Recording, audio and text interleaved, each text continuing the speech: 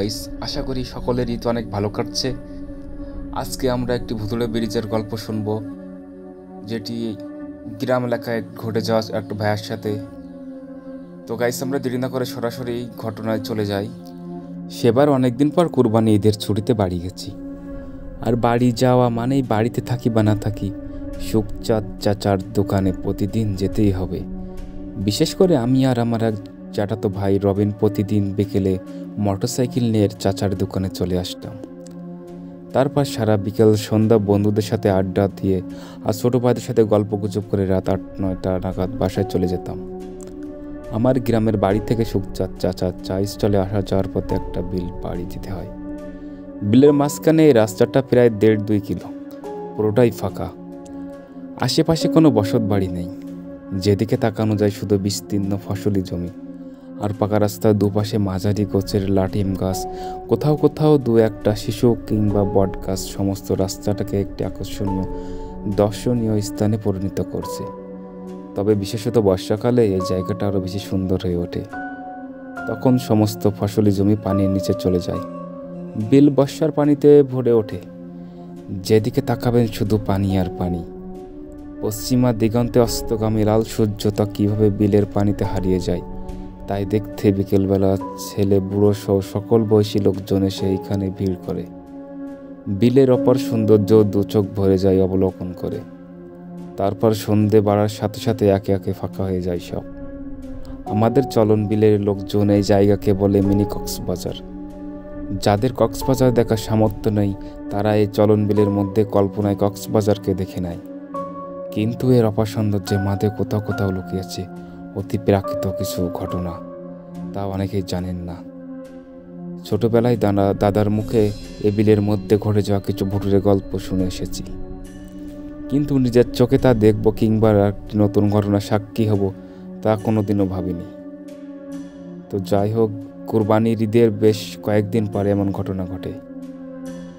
সেদিন আমি আর আমার জ্যাঠাতো ভাই সুখচাঁদ চাচার দোকানে যাওয়ার জন্য বের হলাম।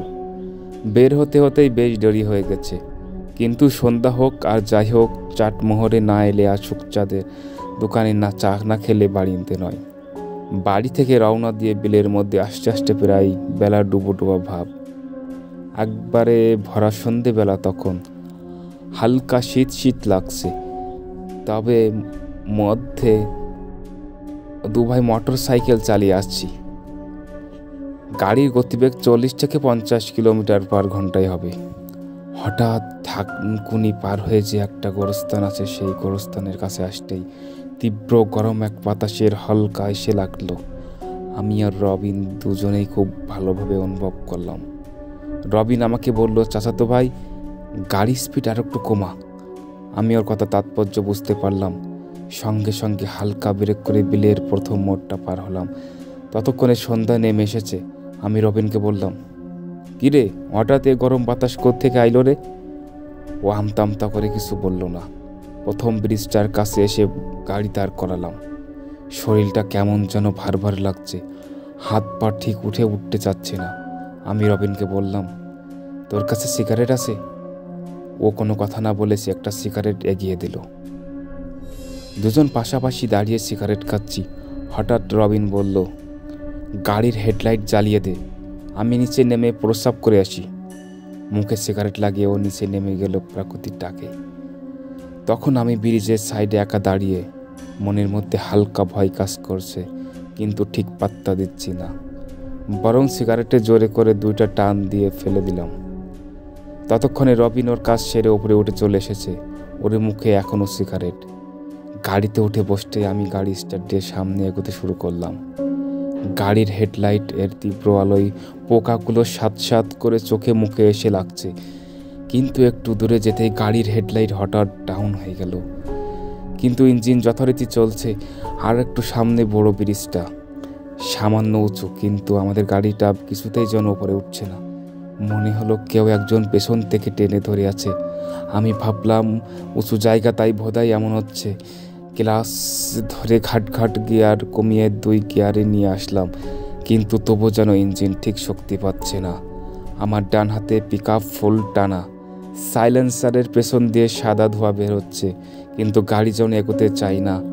অনেক কষ্টে গাড়ি বড় ব্রিজটার উপরে উঠে থেমে গেল, আর ঠিক সঙ্গে সঙ্গে আবারও সেই গরম বাতাস অনুভব করলাম, যেন এখনই আমাদের দুজনকে গাড়ির কোচ সমেত ব্রিজ থেকে নিচে ফেলে দেবে। হার্টবিট প্রচণ্ড বেড়ে গেছে।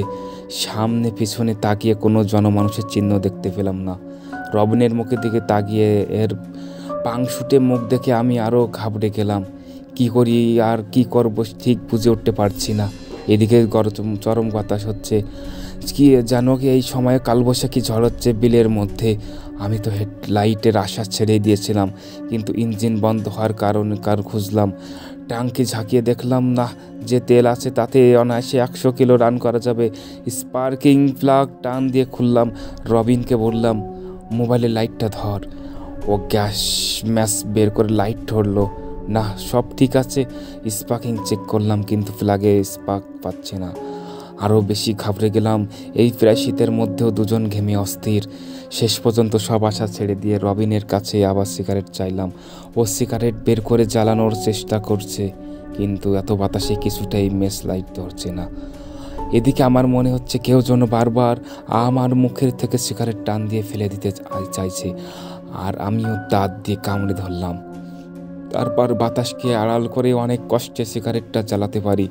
আর সবচেয়ে আশ্চর্য বিষয়, যখনই সিগারেটটা জ্বলে উঠলো অমনি চারপাশের উত্তাল হওয়া শান্ত হয়ে গেল। বাইকের প্যাডেলে কিক করার সাথে সাথে গাড়ি স্টার্ট, হেডলাইটও একেবারে ফকা। মৃত শরীরে যেন আত্মা ফিরে পেলাম দুজনে। সঙ্গে সঙ্গে গাড়িতে উঠে দিলাম টান। গাড়িতে বসার পর আরেকবার ওই গরম বাতাসটা এসে একটা ধাক্কা দিল, আর কানের কাছে কেউ যেন ফিসফিস করে বলল, তোর মা লাউয়ের পাতায় চাও বিছাইছিল, দেখা বাইসা গেলে। আমরা দুই ভাই স্পষ্ট যে সে কথা শুনতে পারলাম, সেই ফিসফিস আওয়াজটা। গাড়ি ছুটিয়ে শোকচাঁদ চাচার দোকানে এসে হাজির হলাম। রবিন আর আমার দুজনের সারা শরীর ঘেমে একাকার। শোকচাঁদ চাচা রবিনকে দেখেই বলল, বৌমার ঘরে চুরি করতে গেছিলে নাকি? কি আর বলবো, তখন বিলের মধ্যে ঘটে যাওয়া সব ঘটনা খুলে বললাম সবাইকে। সবাই শুনে এবং আমাদের অবস্থা দেখে তথ্য বকুল, গিয়াস, ইমরান, মিলন সবাই বলল, ভাই আজ আর বাড়ি যাওয়া লাগবে না, আজ চাটমোহরেই থাকেন। বকুল বলল, চল আমার বাড়িতে আজ থাকিস তোরা। কি আর করা, অগত্য সে রাত বকুলের বাসাতে আমাদের থাকতে হলো।